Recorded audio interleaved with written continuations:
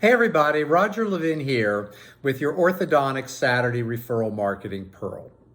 About 3 years ago, I got a call from an orthodontist who was interested in Levin Group's referral-based marketing consulting program. Now, when you call me, we try to have a great conversation, and we really did have a wonderful conversation. I don't do sales or hard pressure. I believe we're all big boys and girls, and people should be responsible for their own destinies, but should get at least full disclosure, full information, and guidance. So we were talking, and he wasn't quite sure whether or not he was in need of doing more in referral marketing. Referrals were still coming in. He was doing okay. And he just was in that gray zone that I talk about of not necessarily believing that he really needs to accelerate or work on his referral-based marketing. So we had our conversation, and then I didn't hear back from him. Typically, I send a text message a week later. It's a 5-star customer service principle of mine to see if there are any questions, but we don't badger people, and I didn't hear back, and that's okay. That certainly happens.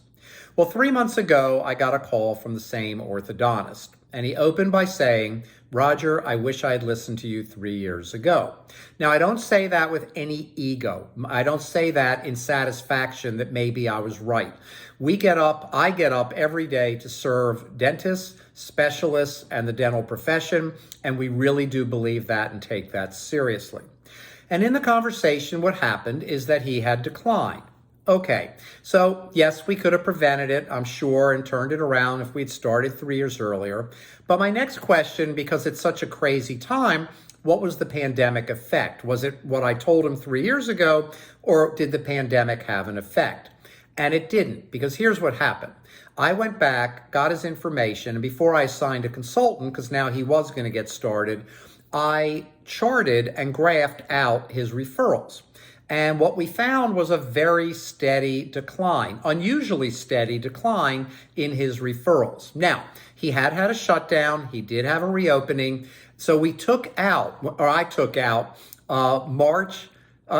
April, May, June, July, and August of 2020. So I factored those out, and we had a very steady consistent decline in referrals, which means his referral-based marketing programs had fallen off. Now, there may be other factors, competition in the community. DSOs are adding more and more orthodontists. Right now, you've only got about 500 orthodontists in the big DSOs. That's going to grow. It's going to be more competition. How are you going to compete? Well, very effectively, if you keep referral-based marketing strong.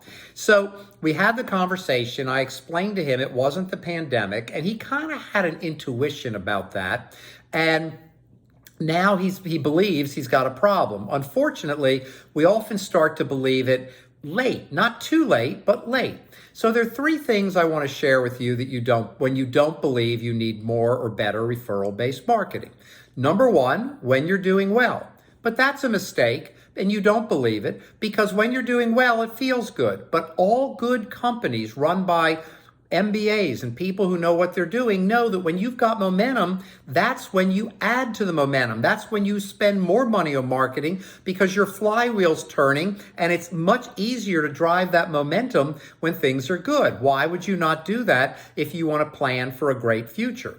Number 2, like this orthodontist in our example, when you're in the gray zone, you can't really tell. You're not sure. Do I have a problem or not? Now, maybe your referrals are down a little bit. More often, it's because 1 month they're up, they're down, they're up, they're down. You don't target and graph it, and you don't realize you're on a downward cycle. It's an inconsistent one, so you don't believe it because you're just not sure. You're in that gray zone. And third is protecting your future. Unfortunately, too many orthodontists don't worry about protecting their future. They worry about today. I've said for years that all dentists, and I'm one, when things are good, we think they'll just continue. If we're happy, we assume we'll just stay happy. But life doesn't work that way. And I don't think we'll have another pandemic anytime soon. I hope we don't have a world massive crisis anytime soon. But for example, the economy. Thank God that the economy held up during the pandemic, because the doomsday scenario was pandemic and really bad economy at the same time. Well, we missed that, and I'm very thankful. But we've also had a number of years of an upward business cycle. It can't go on forever, and not because I'm negative or I want to scare you or I'm pessimistic. I'm pretty optimistic, actually, but it's just fact. Business cycles will happen. At some point, our economy will slow down, or worse, for a few years. Are you going to wait until that happens? Well, most people do. In fact, most people are doing all kinds of investments that make no sense in a bad economy, never entertaining the idea, well, there may be a bad economy. We're going to have things happen. You've got all this new competition. I'm predicting that a ton of aligner companies are going to come out direct to consumer. We think in 2021, it could be as many as 1 million cases of the 6.2 million started annually in orthodontics. So the big factor and message here is often you don't believe it, but you should. So, as always, I wish you increased orthodontic practice success and increased practice referrals.